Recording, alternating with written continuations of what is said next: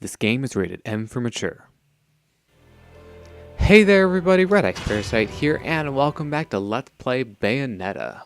In the last episode, we met Cereza for the first time, and we also kicked some butt in some of the Alfheim levels, if I do say so myself. And in this episode, we're going to be starting Chapter 3.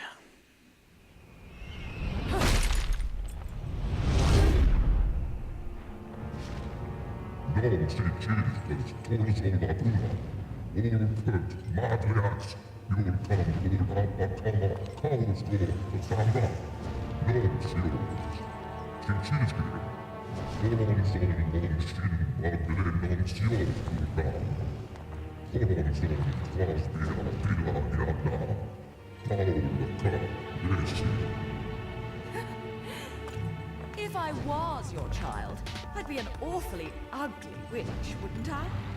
Yours is a face only a mother could love, and one I could never forget.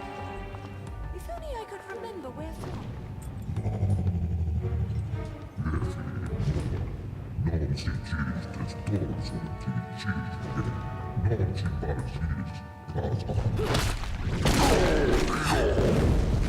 No quarrel. You're in no position to decide that. See, my infernal partners love my ability to eliminate your kind. I figure your sacrifice would shut them up for a while.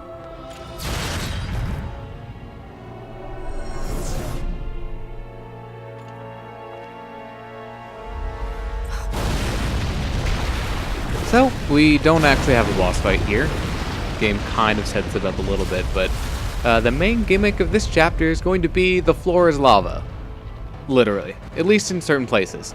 As you would expect, touching the lava hurts you, so don't do it. We also have fiery enemies here. So if you touch those with any of your normal attacks, you will get hurt, so you don't want to punch them normally. Now, you can attack them normally during witch time.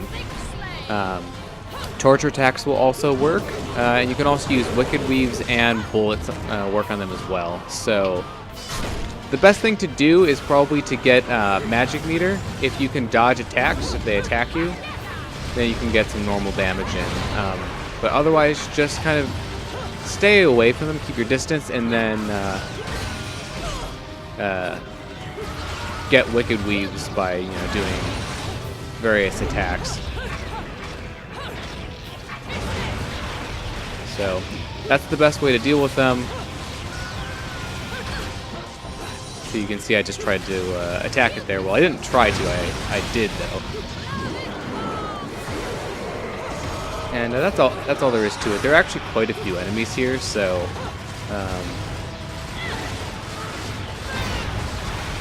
you just kind of have to slog it out. It will take a while. Now, as far as the floor goes, you will be getting a weapon somewhat soon that will allow us to actually walk on the ground here without taking damage from it, and you can actually use it to attack those fiery enemies without getting hurt as well. So there's a chest over here on the right. It's actually the same chest that was here in Chapter 2, since this is the same courtyard. It's just on fire now. There is an Alfheim verse right over there. You have to actually destroy this trash can right here to make it appear, which took me a long time to figure out. So you just have to go over and do that, and that's when the portal will appear. So we're going to do that.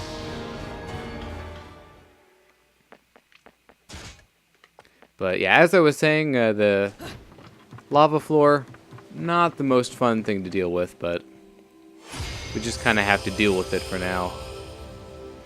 Oh boy, this one. Okay, so this one's actually really hard to do, and we don't have the appropriate weapon that makes this easier. So what we have to do is basically, if you jump off of an enemy's head, you can get your jumps back. So and that includes both jumps, so the double jumps as well. But if you touch the ground at all, it's game over. The timer will reset. So It's a bit finicky in terms of, like, it's hard to see below you, and you know, at this rate, I'm just gonna start it over. Because you can't really see the ground, and controlling the camera while you're trying to focus on jumping on the enemies is not the easiest thing to do, as you might imagine.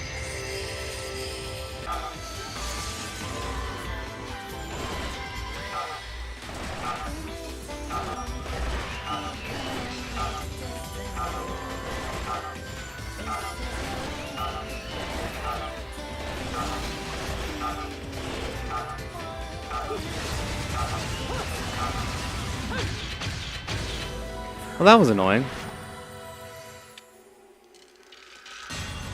And of course I got a terrible time on it because your score for that, you know, even though the 20-second timer resets every time you land, you still have the overall time for the verse, which keeps on ticking.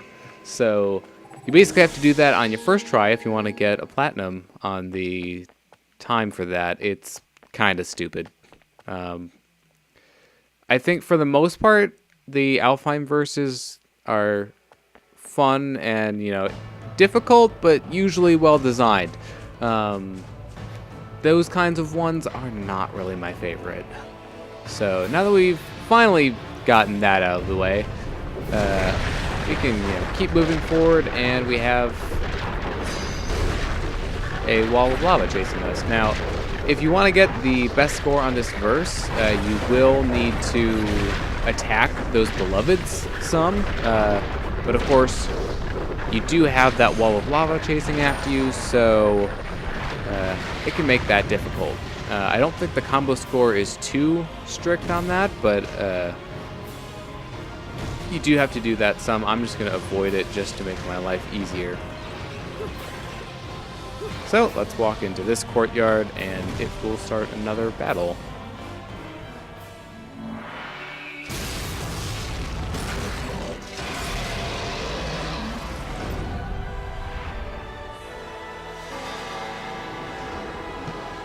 So we have a new enemy here in Fairness. I'm not sure how it missed, actually. That was kind of strange.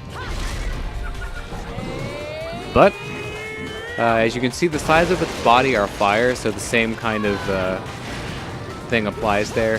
And once you get its health low enough, you will knock off its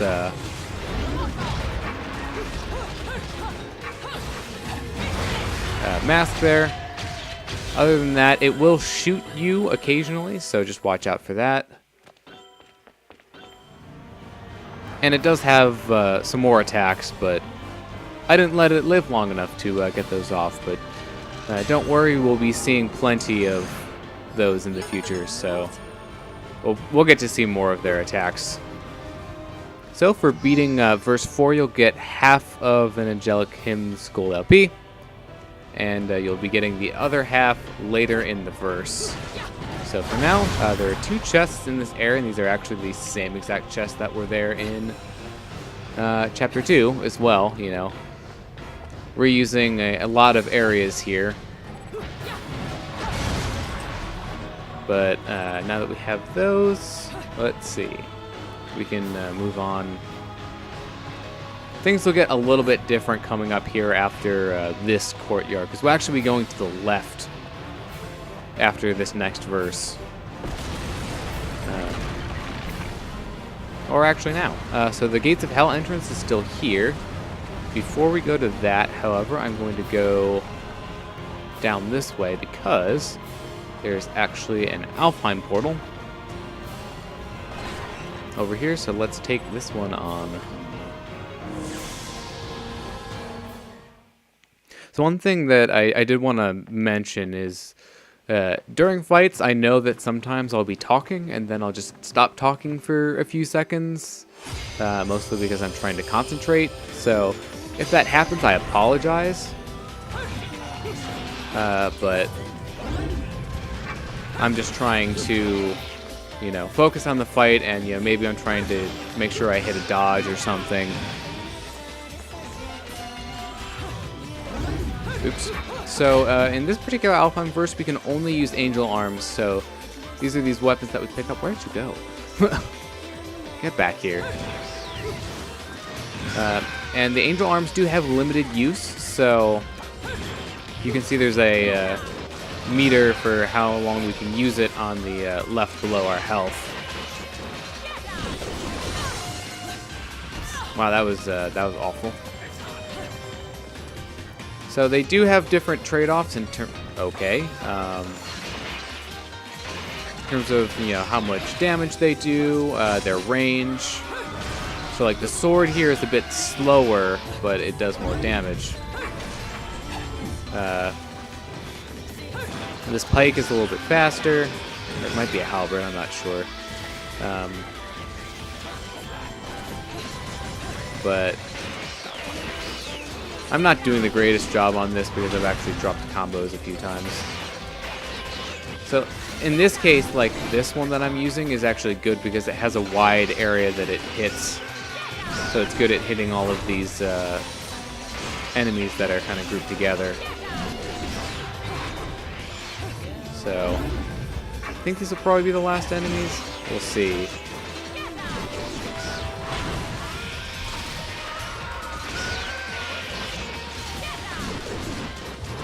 Okay. Nope. Okay, we have a beloved, so you really can use any arms that you want. It's really up to personal preference for these. And it can be difficult to keep up a good combo score in this one just because of you have to go and pick up the items, So best strategy may actually be to just stand near one of them, but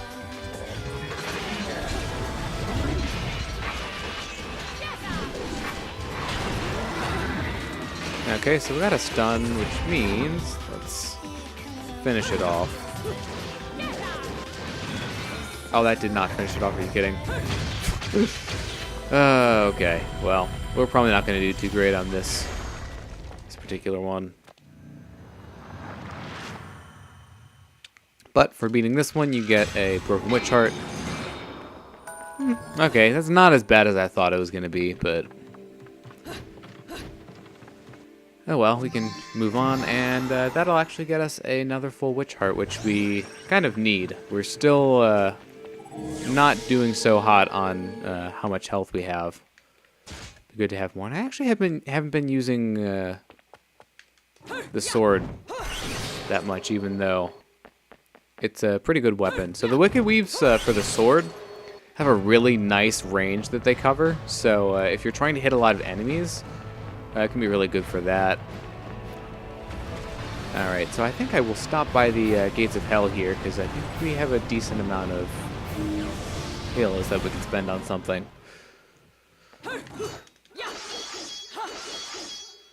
So now you can see all the different combos with the sword and the guns on your feet. Hey, check this out. What do you buy? Heard that at once. So that is a reference to Resident Evil 4. The shopkeeper in that game asks you that when you want to buy something from him. So let's see. Don't have access to those ones yet. We do have some other ones that we could get. And of course, still don't have access to any of these for now. And okay, so one thing I don't think I've covered this before, but this red hotshot item, if you die, it will revive you once. So that is a particularly handy item to have in your inventory just at any time. So I think with the halos that we have left, I think I'm going to buy one of the Witch Hearts here, actually, just so we can have a little bit more life to work with. I think that will be more useful to us right now than any of the techniques at the moment.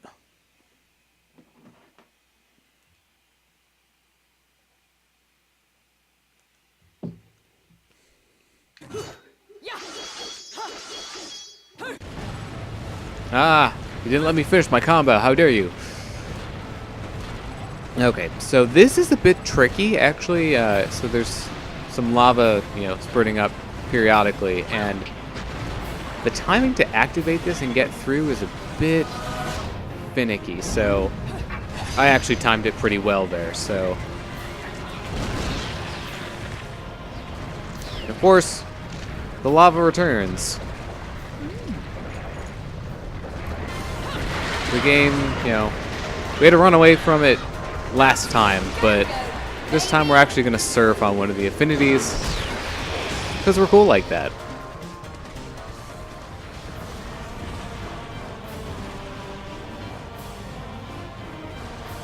So we're in verse 6 right now. There are going to be a number of enemies here. So the key to actually getting a good score on this verse is just to dispatch the enemies quickly and move through the verse. Whoa. So there's some earthquake triggers here, and I think one of them hit right when I went into witch time, so that was a bit surprising to say the least. So there's nothing really to do here at the moment, so we can just keep moving.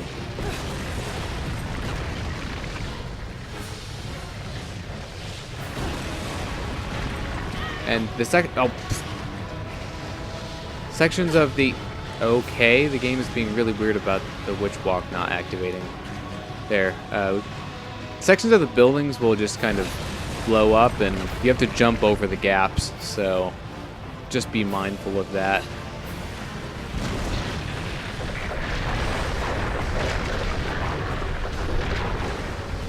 And now we've got a bit of a time event on our hands, so we're going to run up the side of this building. And it's actually going to fall over here.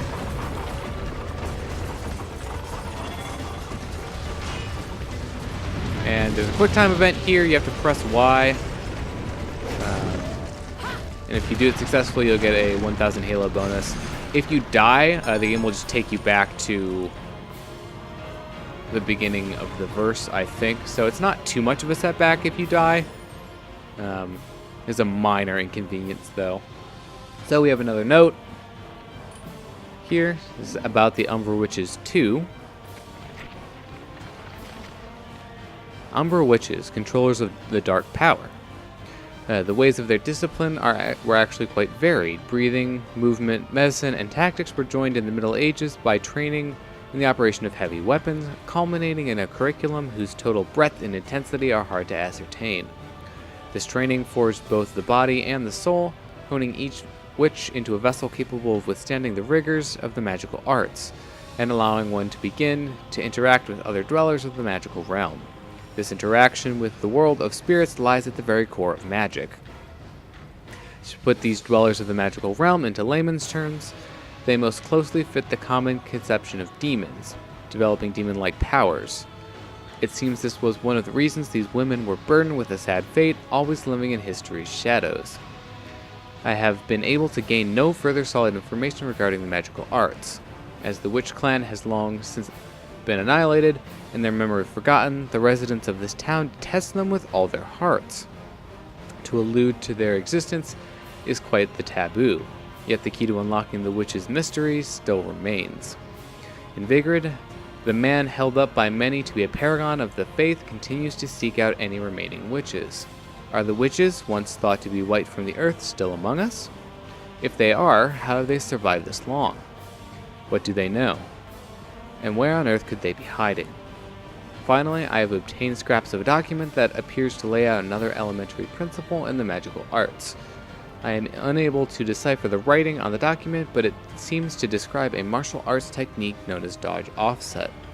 I pray it will be of use to someone, so I have included it with these notes. So that technique, dodge offset, which I believe you just get after you pick up that note, allows you to continue a combo after doing a dodge. So if you're in the middle of... And I'm not talking about the combo score. I'm just talking about if you're doing, punch, kick, punch here, and you do a dodge in between the second and third parts of the combo, then you can continue doing that same combo after you do the dodge. And that's basically, I think, all that dodge offset does for you, but it still is pretty useful. So now we have two Fearless to deal with. And you can see one of their main attacks is to just lunge at you. It is a bit deceptive in terms of it does take a little bit of time to actually hit you, but it's not, you know, quite as slow once it actually starts as you might think. So it got me with the fireball attack. So actually got like a lot of witch time off of it.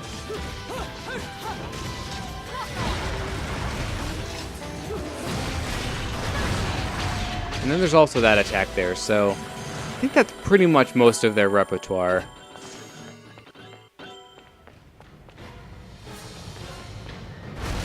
Okay, so we've got a quick time event actually coming up here.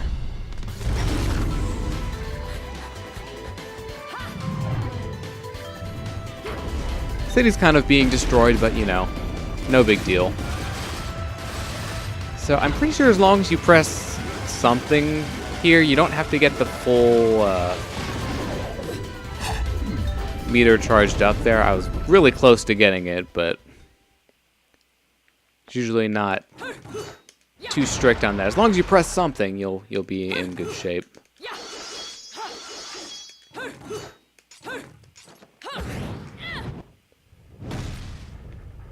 So now that we've kind of hit like a loading point here, if you turn around right after this, there's a chest, has a broken moon pearl in it. So make sure that you get that. And now we can run forward.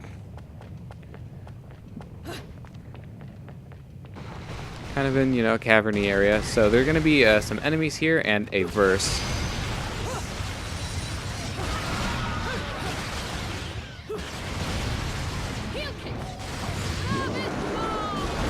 So as with the fiery enemies, just be careful not to try to touch them.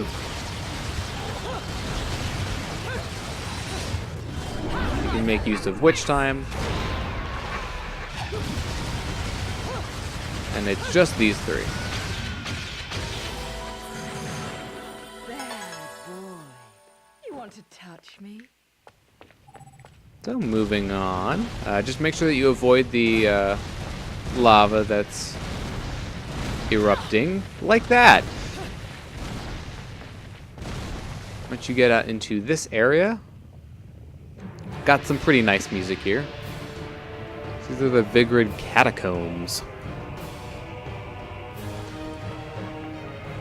So there's another note here on the bridge running to the right. Pretty hard to miss. So this is notes on the topic of Magic 3. The magical arts of the Umbra, their true significance is best understood in the context of how the Umbra were able to use this magic, via direct contact with demons in Inferno. It is thought that these witches underwent strict training in order to master the various techniques. However, the truth is colored by the fact that the witches left people awestruck and were greatly revered. The true root of their power was none other than their ability to take unbelievably strong demon energy and bend it to their will, using it freely. The witches' direct contact saw them reaching into the heart of Inferno's darkness and summoning the beasts that dwell there, drawing out their incredible magic and destructive powers. The witches under contract with these demons were able to exercise powers far beyond any that could be obtained by mere mortals, to the extent that some may even term these powers as aggressive or brutal. It was thanks to these powers that the witches boasted such awesome force in battle. From the Vigridian religious perspective, those living in the human world find interaction with other realms to be incredibly difficult. Residents of Inferno also find it impossible to manifest themselves in the human world. This is why witches require some sort of catalyst to summon the demons into the human world, channeling the spirit via this medium. The catalyst most often used by witches was their hair. It is well accepted that hair had many uses in the magical arts, and the witches called this use of their own hair the Wicked Weave. It was said to have been used not just to summon demons, but also to summon magical items, as well as forming the witches' uniforms. I would also like to touch briefly on the despair these women must have felt. To gain the incredible power afforded to them, they were forced to trade their souls to the demons of Inferno. Within the Trinity of Realities, it is believed that the deceased find their souls sent to heaven in an endless cycle of birth, death, and rebirth. However, witches were met with only a single possible fate: death, followed by endless torment in Inferno. Once one had set foot upon the path of the magical arts, there lay nothing but the harsh reality that there is no turning back. There's also a typo there. Despite this fact, it was a path desired by a never-ending stream of believers. How these women captured so many hearts, minds, and imaginations remains unknown. So, now that I've read that, I think this is actually a good place to end this episode. So thank you very much for watching. I've been redxparasite, signing out.